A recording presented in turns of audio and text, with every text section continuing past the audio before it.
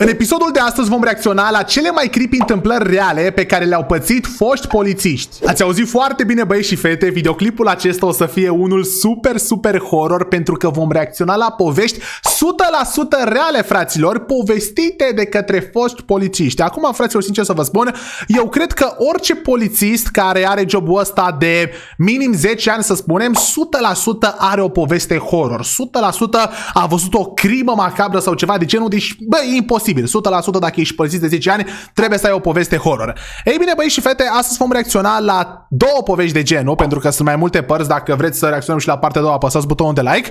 Bă, și sincer să vă spun, în momentul în care am văzut foști polițiști, mă gândeam că, băi, ori sunt polițiști de ăștia bătrâni care au ieșit la pensie, sau, Doamne ferește, sunt polițiști care după ce s-a întâmplat ce s-a întâmplat și-o dat demisia, lucru care mi se pare destul de extrem, fraților, că știți că nu poți să devii polițist de pe o zi pe alta, trebuie să faci o facultate, trebuie să faci niște chestii și dacă nu le faci, adică dacă le-ai făcut, te-ai chinuit ani de zile, cât de horror să fie, frate, întâmplarea încât să zici, bă, gata, nu-mi pasă de munca mea de ani de zile, eu mă angajez altundeva, adică, băi, e ceva creepy la mijloc, hai să vedem care-i treaba. Prima poveste.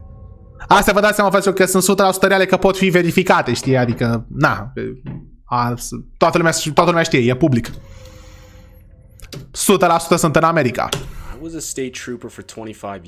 25 de ani a fost state trooper. Cred că e ceva în stat, adică un fel de polițist local, cred că înseamnă asta. Asta credea că a văzut tot, dar n-a văzut tot, cică. S-a întâmplat acum câțiva ani. Era ora 4:30 dimineața. But basically, it's where cameramen would follow around real cops, filming everything that goes down. The episodes would consist of a compilation of the most interesting clips.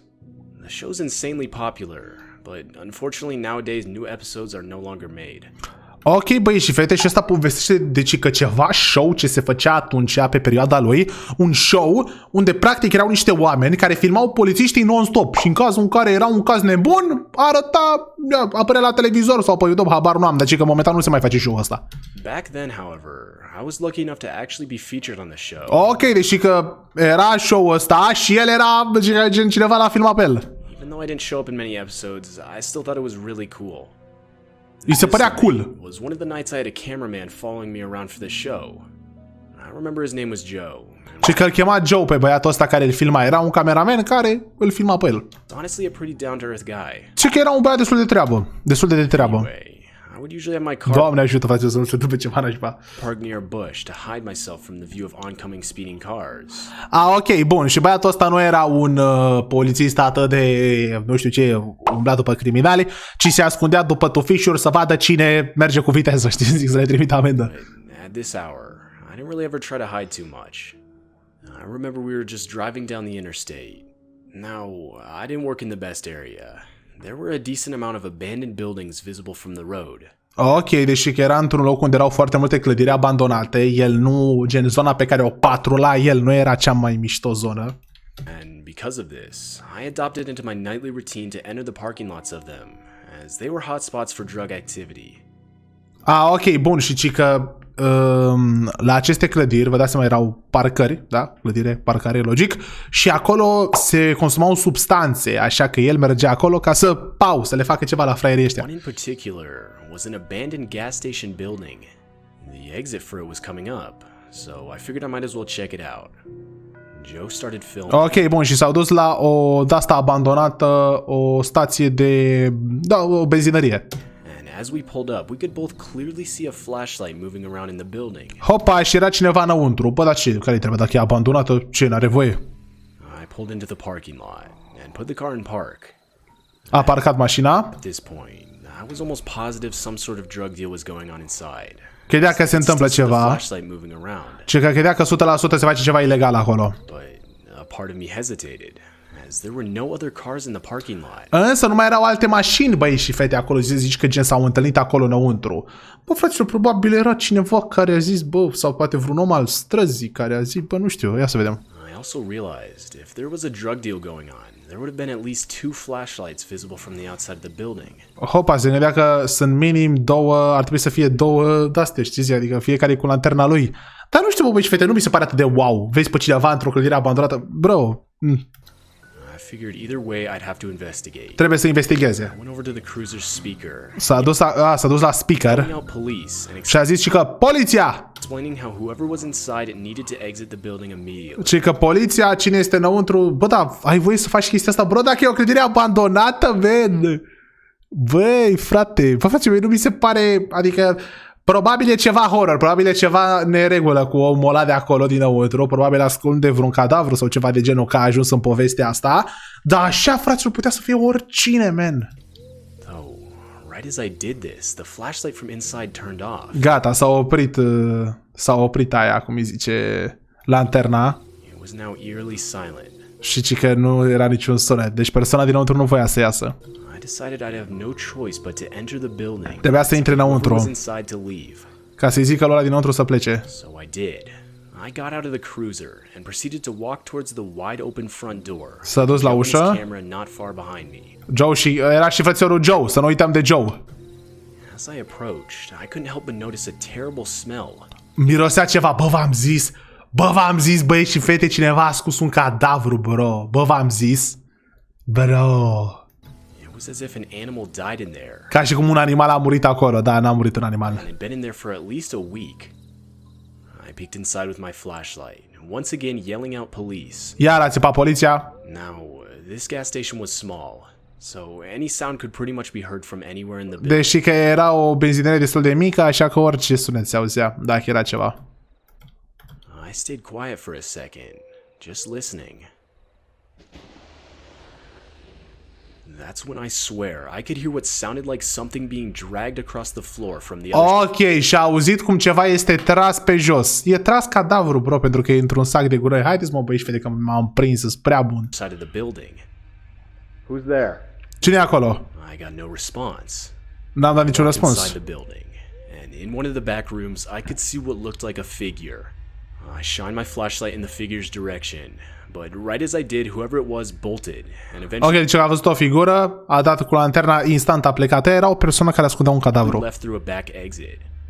I started chasing after the guy, but as soon as I exited the same back exit, I didn't see anything. Almost the whole area was surrounded by a cornfield. Mamă, deși că ăla a fugit, fraților. Bro, păi da, nu puteai să ia. Pentru că ăsta a vrut să fugă după el, dar era numai câmp în jur și nu puteai să-l prinzi. Numai câmp de ăsta. Cu porumb, cu astea. I figured I had to try. I ran out in some random direction, but stopped only after a few seconds, realizing it was pointless. Defeated and still confused as to why the guy ran, Joe and I went back to the gas station. S-au dus înapoi în benzinărie și au găsit un cadavru. Haide, mă, zi asta. But what we found left behind made it perfectly clear. There, in the back room, we found the lifeless remains of a dead body.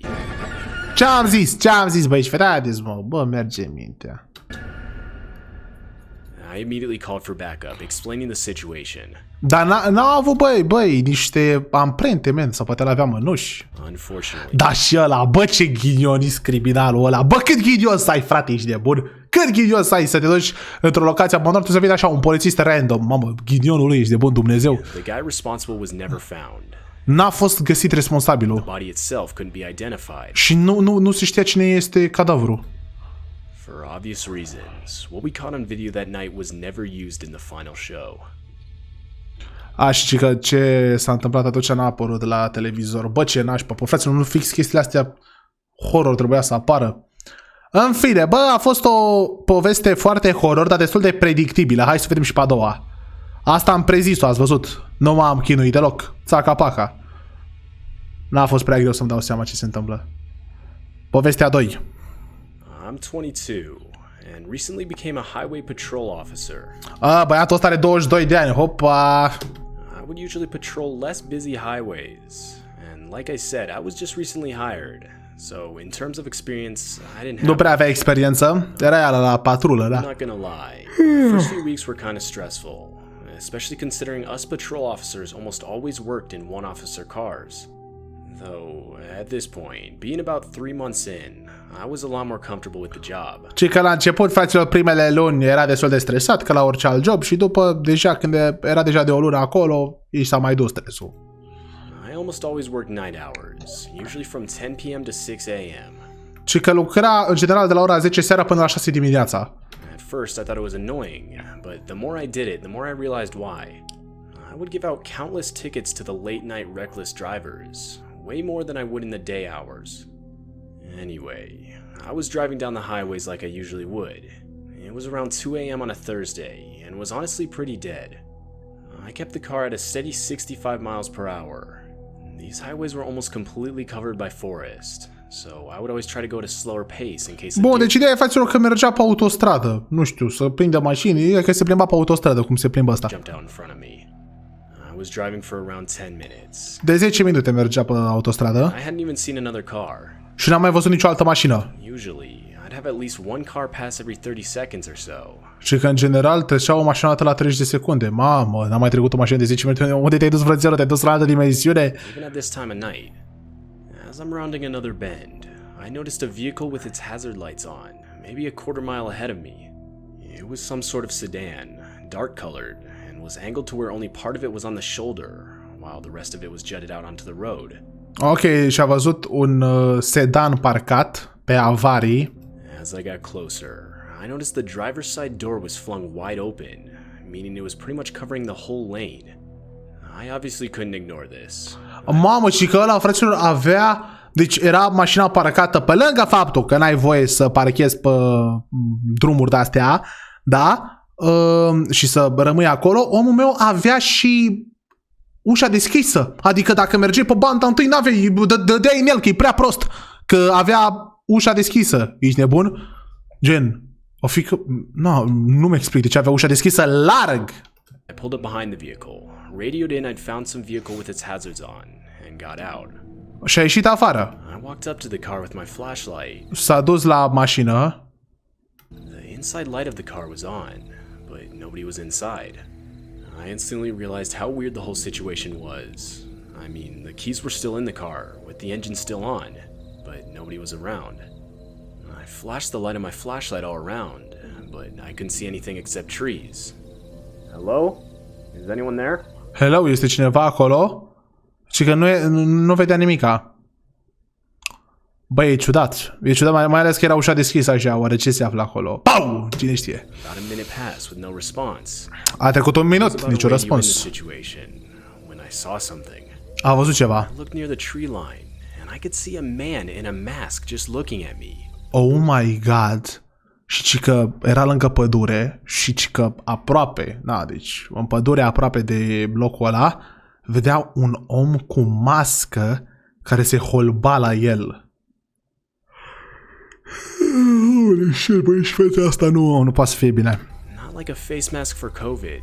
Zice că nu o mască de COVID sau ceva, nu frații mei, mască... Mask or anything normal. Ceva ciudat. One of those masks you would see in the Purge movies. Filmele de Purge, adică, bă, o mască horror. I instantly raised my flashlight in reaction, with my other hand holding onto my gun in my belt. A dat cu ăsta, cu lanterna și avea mâna aici pentru armă.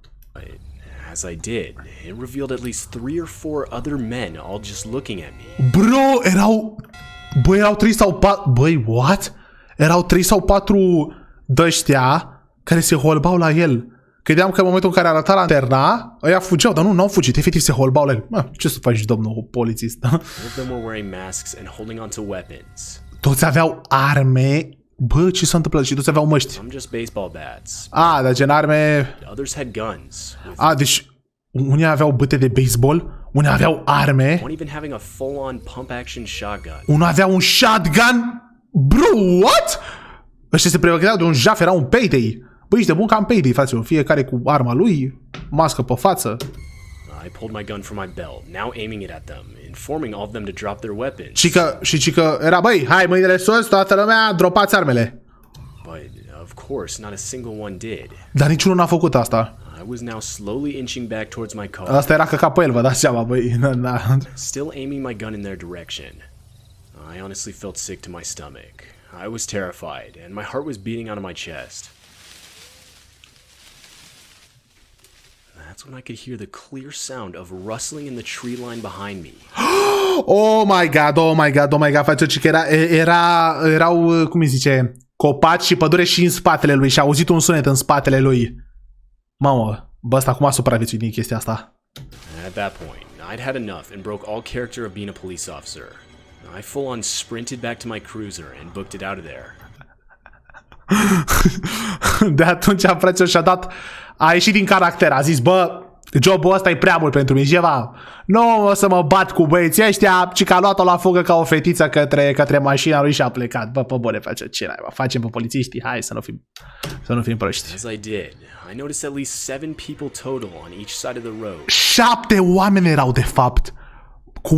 Bro, what? Era un cult, ce se întâmplă? All in the tree line with masks on. A few seconds down the road, Jesus I requested Christ. immediate backup. A făcut backup, bă, sunt curios dacă ăștia au fost prinși. But I knew I was pretty far out, and it would take at least a few minutes for anyone to arrive. Și că și e 100% sigur că gen ăsta deja a plecat de câteva minute, ar mai dura câteva minute să vină cineva acolo, aia și-au dat seama că e un polițist să cheme backup, de 100% au plecat. Finally, after a while, a few cruisers arrived, and I proceeded to show them where it all happened. But as we showed up, there was nothing. Nu era nimic The car acolo. was gone, and there was Era no și mașina sign of ăla. anyone nearby. Bro, what, man? Bă, ce ciudat, man. Băi, aș avea... Băi, e bine că nu l-au omorât, că e America acolo, băi, și fete, nu mai zic. Dar, mamă, eu aș avea coșmarul toată viața dacă mi s-ar întâmpla asta. Tracks on the side of the road they left behind. The whole situation ended up becoming a big deal, and for the next few weeks we would have at least 2 or 3 officers within close proximity of the area. As far as I know, nothing further ever ended up happening. Și că nu s-a mai întâmplat nimic, băi, și fete nu i-au prins pe ăștia. Bă, ce ciudat. I still look back at the experience and feel if I responded differently, those guys would have been caught. But no. Da, ci că dacă răspundeam diferit, ăștia erau prinși. Erai mort, frățiorul. Ce erau prinși? I ran like a coward. Am fugit ca un laș, frățioare. Ai fugit ca să Now I have to supraviețuiești. live with that for the rest of my Știți, life. băi și fete, deci vă zic o chestie, iară, asta e ca aia, că dacă se dă un jaf la magazin, deci vă zic, din ăsta, ascultați-mă că vorbesc pe bune, că nu o să creșteți mai mari și o să aveți un job. Nu știu, sunteți vânzători undeva, orice magazin, bă, fraților, dacă se dă un jaf, s-a dat jaful, instant, scoateți banii și dați la jefuitor, bă, auzi, pentru salariu mizerabil, ce faceți, bă, vă riscați viața? Nu, bă, nu-ți dau banii, what? Dă-i banii, man, cui pasă de banii aia, nu-ți banii tăi, dă-i banii, știți, că vă zic, băi, și fete, oriunde ați lucra voi, dacă, Doamne ferește, se dă un jaf, dați banii, nu clintiți, zice ăla, dăm banii, gata, ți dau. Those guys were a gang, Cui pasă, știi, zic. or something else. Uite, poate era un cult, zice și asta. Anyway, Da. they're still out there. Și la fel și la asta, la poliție, dacă sunt 10 oameni, bro, ești polițist, nu contează, fugi. The fuck? That's all because of me. Doar din vina lui, da. Băieți și fete, scrieți la comentarii, chiar sunt curios de părerea voastră, dacă a fost vina lui ofițer sau nu acum la final. Eu zic că nu ești de bun. Asta aș fi făcut și eu, asta ar fi făcut orice om, pentru că dacă l-ar fi împușcat pe unul, după îl împușcau ceilalți. Ce putea să facă, bro? Că nu putea zic că stați acolo. Că dacă chema poliția, până îl omorau, bă, era dubios rău de tot, ești de bun. N-avea nicio șansă. Scrieți la comentarii, pe bune, chiar sunt curios. Credeți că a fost vina lui sau nu?